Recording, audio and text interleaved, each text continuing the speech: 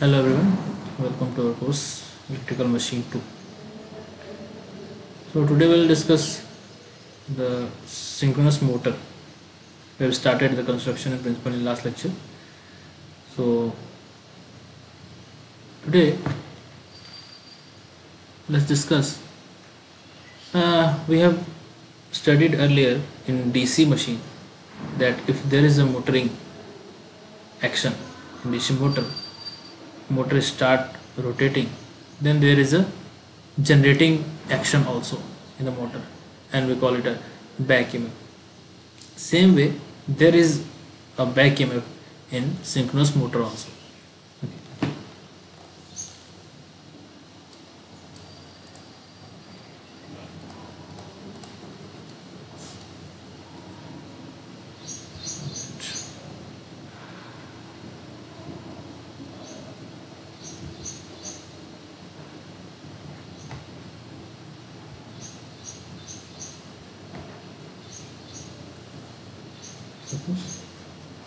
Motor. So back EMF EB is equal to same as 2.22 pi F Z and winding factor. So in ideal condition, it is assumed that the phase angle between the voltage and this back EMF, that is the when you say the load angle, is zero. At no load, ideally at no load, this V and EB are 180 out of phase, means there is no resulting voltage, no current, and no losses at no load. Okay, but practically there are some small no load losses.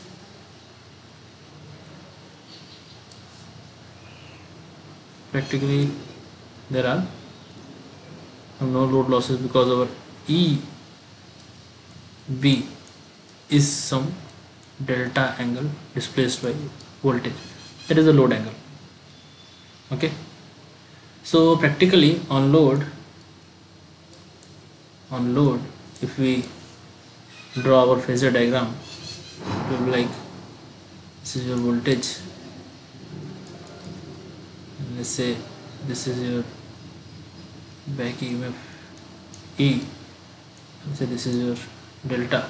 This EMF is basically your excitation, and it depends on the field current, the field excitation you have given, the DC excitation.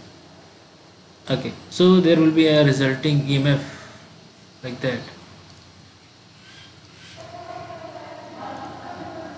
Okay, yeah, and an armature current will be almost 90°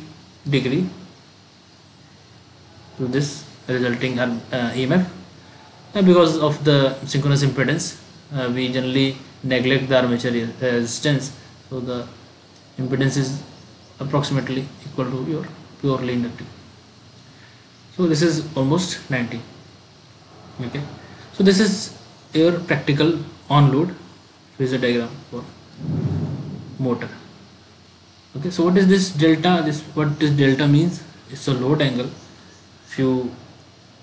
We know in any general motors, like in DC motor and induction motor, if you increase the load, then what will happen? The motor will draw an extra current from the supply to feed the load by compromising its speed. Okay, but here in synchronous motor, the speed cannot be changed. So what it will do? It will increase its angle delta. Okay, it will increase its angle delta when the load is increased. The delta will increase and extra current will draw from supply and will feed the load demand. Okay, so suppose there is a locking, we have studied in principle. Oh, this is stator, this is your rotor. So if it is perfectly locked, delta is 0, ideal condition. Okay, but practically the delta is 0. practically there is some angle delta. Okay, if we increase our load, this locking weakened, and if we increase this delta further, if delta is greater than 90 degree, then it will be out of synchronism.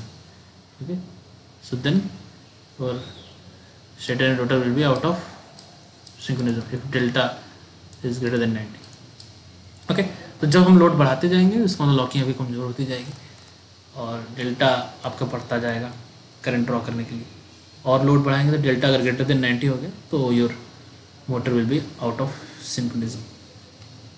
Okay, phasor diagram की बात करें तो आपको दो type के इसमें questions आते हैं. एक तो आपको फेजर डायग्राम ड्रॉ करना है excitation constant,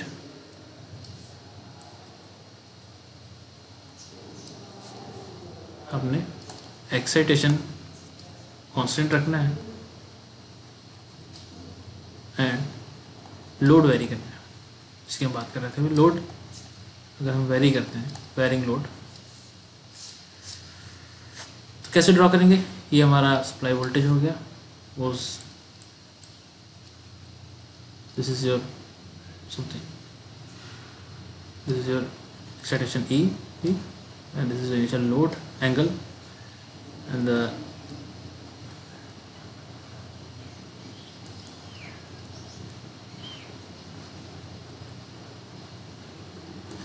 resulting EMF will be here, and the armature current will be 90 degree to the EMF, and it will be here, somewhere here.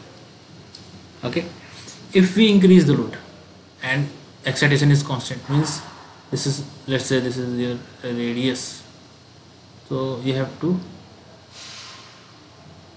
increase the load. Let's say we have increased the load, this is some angle delta 1, but E is constant again. Okay, so what will happen to your ER and I?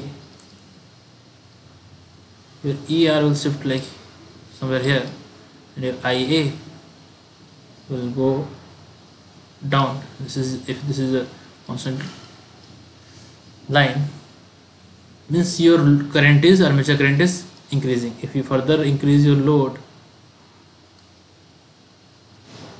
then EA will shift here, your armature, and current will go further down. So this way, if you increase your load, armature current is increased. Okay, now let's discuss the second one, the very important constant load and varying excitation. Okay, so let's discuss constant load and varying excitation. Okay, same diagram. Let's draw this P. Let's say this is your some E with angle delta. Okay, and this is your, let's say ER, resulting EMF, and this is your current. Load constant, power constant, voltage is constant, means IA cos phi is constant. So let's say this is your IA cos phi line. Okay, so now if we increase our EB, means excitation, without changing delta, so what will happen? Delta will be same. If you increase your EB like this, let's say this is your EB1, what will happen? Your ER will be somewhere here. Okay, and your current will be here. And if you further increase your EB, what will happen? Your ER will be somewhere here, like this, and your current will be somewhere here. Okay, and if you decrease your EB like this, what will happen?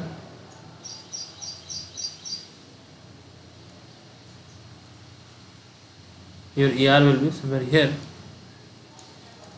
and your current will be like this. So what you observe here, in underexcited, if you are underexcited, excitation is less, you have a large current, armature current.